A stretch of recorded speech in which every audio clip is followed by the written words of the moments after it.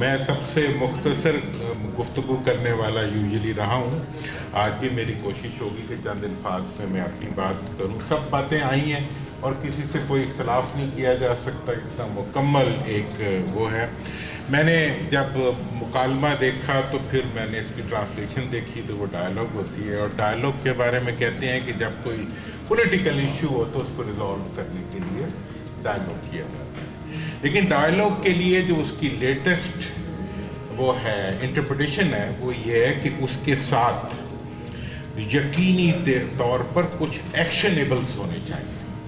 وہ ڈائلاگ جس کے نتیجے میں کوئی اقدام نہ نکلے تو وہ ڈائلاگ جو ہے وہ ڈائلاگ برائے مطلب وہ ہوتا ہے، ڈائلاگ برائے ڈائلاگ ہوتا ہے. اب میرے جو اس سلسلے میں چند تجاویز ہیں جو کہ قرارداد میں تو آ گئی، اس کے علاوہ میرا یہ خیال ہے کہ آج کا جو آپ نے یہ پروگرام کیا ہے علی محمد ڈیلو صاحب اور آپ کی ٹیم، یہ آپ نے، میں اس وقت وہ فرد ہوں جو چند دن پہلے KPK کی پوری اسمبلی اور ان سے مل کے آیا ہوں. میں 4-5 دن اسلام آباد میں رہا ہوں. میں نے وہاں کا سب کچھ دیکھا ہے. میری حال وہی تھا جو جب 2005 کا زلزلہ آیا تھا تو میں 4-5 مہینے وہیں رہا تھا زلزلے میں. تو جب واپس آیا تو میں بات نہیں کر پاتا تھا، اتنا دکھ بیچ میں گیا تھا. اس سب کچھ کے باوجود آپ نے یہ اقدام اٹھایا اور پاکستان میں پہلی دفعہ اٹھایا. آپ اس کے لیے مبارکباد کے بھی مستحق ہیں، تحسین کے بھی مستحق ہیں، اور اس جرت پہ آپ کو ہم سلام پیش کرتے ہیں. میری پہلی تجویز یہ ہے کہ تمام سیاسی پارٹیوں کو اس وقت اکٹھا ہونا چاہیے اور ملک کے حالات کو سازگار بنانے کے لیے سیاسی قائدین اور سیاسی لیڈروں کو فوری طور پہ حکومت کو رہا کرنا چاہیے. اور اگر بہت کوئی اعتراض ہے تو ان کو ECL پہ ڈال دیں، لیکن ان کو جیل میں رکھنے کا کوئی جواز نہیں ہے اس وقت. آپ اگر ملک میں ریکنسیلیشن کرنا چاہتے ہیں، مفاہمت کرنا چاہتے ہیں، تو بلا تاخیر آپ تمام سیاسی قیدیوں کو رہا کریں اور اس کے بعد سیاسی تمام قائدین کو اس چیز کی اجازت دی جائے. بھلے وہ جلوس جلسے نکالیں یا نہ نکالیں، ان کی مرضی، لیکن وہ آپس میں ملیں اور چاروں صوبوں کے اندر ان کے جانے کی کسی قسم کی رکاوٹ جو ہے اس کو پیدا نہ کیا جائے، تاکہ یہ جو ایک اکائی ہے یہ اپنی اکائی کی صورت میں آگے بڑھ سکے. اس وقت آپ جب دیواریں کھڑی کر دیتے ہیں، جب آپ نے اٹک کو لائن آف کنٹرول بنا دیا، جب آپ نے اوباڑوں کو لائن آف کنٹرول بنا دیا، جب آپ نے دوسری جگہوں کو لائن آف کنٹرول بنا دیا، تو آپ ملک کو تقسیم کر رہے ہیں. یہ بہت مطلب جسے کہتے ہیں کہ ناقابل پسندیدہ اقدام ہے. میری یہ بھی تجویز ہے کہ کم از کم 30 دن کے لیے قومی اسمبلی اور سینٹ کا مسلسل اجلاس بلا کر اس کے اندر موجودہ حالات کے ریزالو کے لیے ایک ڈائلاگ شروع کیا جائے. پارلیمنٹ ہمارے خرچے سے چلنے والا ایک ادارہ ہے، اس کے اندر وہ چیز ہونی چاہیے اور اس کو دکھائیں پوری قوم کو. اچھی باتیں کرتے ہیں، بری باتیں کرتے ہیں، آپ کے حق میں کرتے ہیں، آپ کے خلاف کرتے ہیں، لیکن اس کے لیے جو ہے وہ یقینی طور پہ پارلیمنٹ کو ایک رول دیا جانا چاہیے تاکہ وہاں ایک کتھارسس ہو اور وہاں سے ایک ڈسکشن کو آگے بڑھایا جائے. یہ نہ کریں کہ بوریوں میں بند کر کے لوگوں سے آئینی ترمیمیں آپ کروائیں. یہ ظلم خدا را بند کر دیں.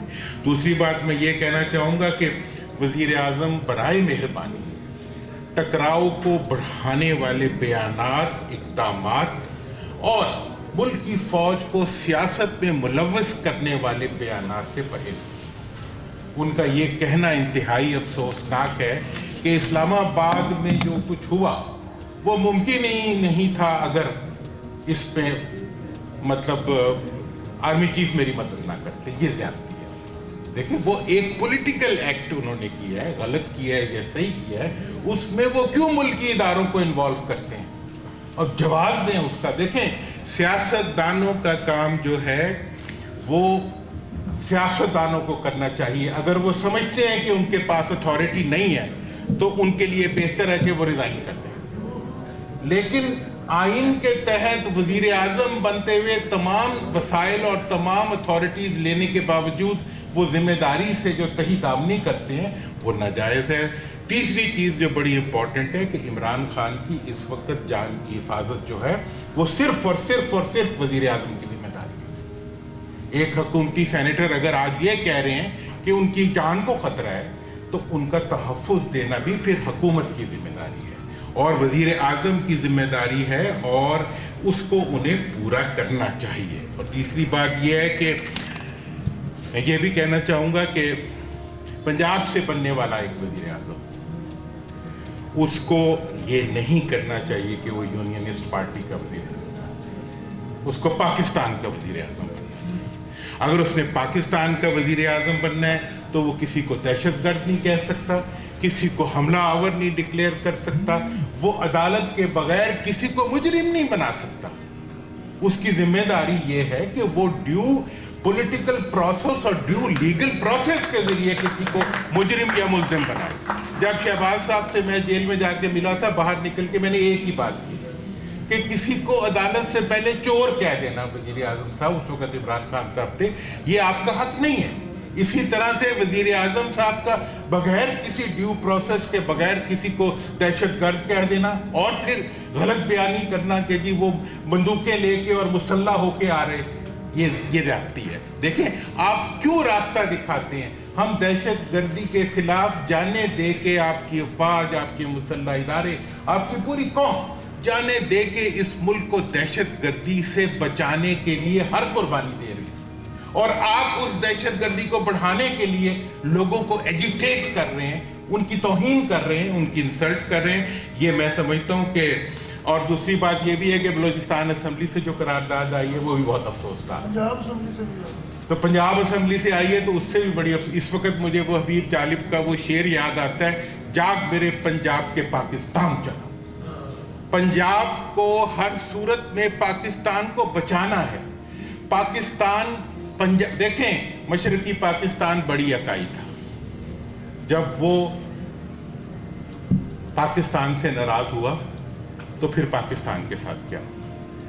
پنجاب نے ثابت کرنا ہے کہ پنجاب پاکستان ہے اور پاکستان کے تحفظ اور پاکستان کی بقا اور پاکستان کی سالمیت کا محافظ ہے۔ اس اقدام کے لیے بہت ذمہ داری سے کام کرنا پڑے گا یہاں کے حکمرانوں کو، اور ان کو اپنے رویوں کو اور ان کو اپنے بیہیویئر کو عین جمہوری بناتے ہوئے آگے بڑھنا پڑے گا۔ یہ جناب میں ایک بات اور گزارش کرنا چاہوں گا آپ سے کہ جب پہلی دفعہ کے پی کے سے آنے والے لوگوں پہ تشدد ہوا تھا اور خندقیں کھینچ کے ان کے ساتھ، میں نے اس وقت میں اگلے دن چلا گیا تھا کے پی کے، میں وہاں اسمبلی میں گیا تو ان کی پوری کیبنٹ اور پورے ممبران آ کے بیٹھ گئے، اسپیکر سمیت، جی ہاں اسپیکر سمیت آ کے بیٹھ گئے، اور انہوں نے میں نے انہیں ایک ہی بات کہی کہ میں پنجاب کی طرف سے آپ کے پاس حاضر ہوا ہوں اور میں یہ کہنا چاہتا ہوں کہ آپ پاکستان ہیں اور آپ کا پاکستان کے ساتھ ایک ایسا رشتہ ہے کہ جب پاکستان کا قیام ہوا تھا اس وقت آپ نے سب سے پہلے آپ کے ٹرائبل ایریاز نے اس کے لیے قراردادیں پاس کی تھی۔ جب کشمیر کی جنگ شروع ہوئی تھی تو سب سے پہلے ٹرائبلز نے جا کے کشمیر میں جانے دی تھی۔ تیسری چیز یہ ہے کہ آج جو کے پی کے کے اندر حکومت ہے وہ واحد حکومت ہے جو فارم 45 کی حکومت ہے، پرسیپشنلی اور ویسے پریکٹیکلی بھی۔ اس لیے آپ پورے پاکستان کے عوام کی نمائندگی کر رہے ہیں، اس لیے میں پاکستان کے تمام سیاستدانوں، دانشوروں اور اہل علم سے اور اہل حیثیت سے یہ درخواست کرنا چاہوں گا کہ آپ لوگوں کو وہاں جانا چاہیے۔ ڈھلو صاحب وہاں جا کے وہاں کوئی پرابلم نہیں ہے، وہاں کوئی پاکستان کا دشمن نہیں ہے، وہاں کوئی کسی کو پاکستان کے مخالف نہیں کر سکتا۔ ہاں آپ یہ ضرور کر رہے ہیں کہ پورے کے پی کے کو آپ دھکا دے رہے ہیں کہ تم ہمارے سے لڑتے کیوں نہیں ہو، تم ہمیں کب لڑو گے ہمارے ساتھ؟ وہ نہیں لڑیں گے، وہ پاکستانی ہیں، وہ پاکستان سے محبت کرتے ہیں، اور پی ٹی آئی کو مجبور کر کے دہشت گردی کی طرف دھکیلنے کی جتنی بھی کوششیں اس وقت مرکزی حکومت کی طرف سے ہو رہی ہیں وہ قابل افسوس ہے۔ میں تو یہی کہنا چاہوں گا کہ میں نے وقت لیا کہ اس وقت آپ کا یہ اقدام جو ہے یہ بہت قابل تحسین ہے۔